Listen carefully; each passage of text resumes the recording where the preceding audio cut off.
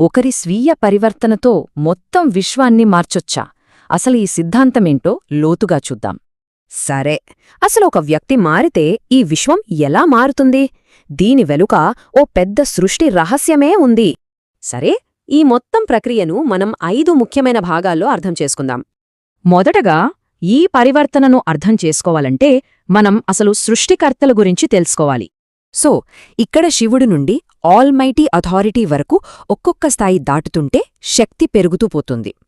ఇప్పుడు రెండో అంశం, ఆత్మలు. ఈ విశ్వపరివర్తనలో 2 రకాల ఆత్మలు చాలా కీలకం. వీటి మధ్య తేడా చాలా ముఖ్యం. ఒకటి పంచభూతాలతో తయారైతే మరొకటి పరంతత్వంతో తయారైంది. మరి ఈ దివ్య ఆత్మలు భూమి మీదకు ఎందుకొచ్చాయి? వాళ్లకో పెద్ద మిషనుంది.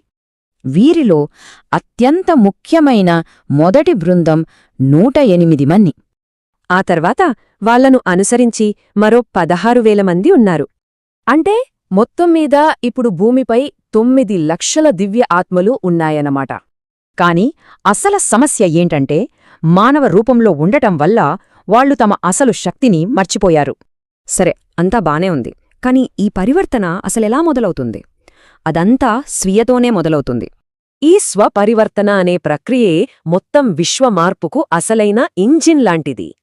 అంటే భౌతిక రూపం నుండి స్వచ్ఛమైన కాంతి రూపంలోకి మారడం.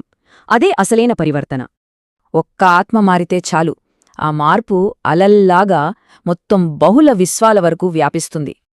చివరిగా 5వ అంశం, ఈ మహాపరివర్తన తర్వాత ఏం జరగబోతోంది? ఒక కొత్త అమరలోకం. ఫలితంగా ఈ వాస్తవికతే పూర్తిగా మారిపోతుంది. జనన మరణ చక్రం ఆగిపోయి అంతా అమరలోకమవుతుంది. అంటే అంతిమ లక్ష్యం చాలా స్పష్టం, ఈ మృత్యులోకాన్ని అమరలోకంగా మార్చడమే. ఇంతకీ ఈ మహాపరివర్తన ప్రక్రియ ఇప్పటికే మొదలయ్యుంటుందా?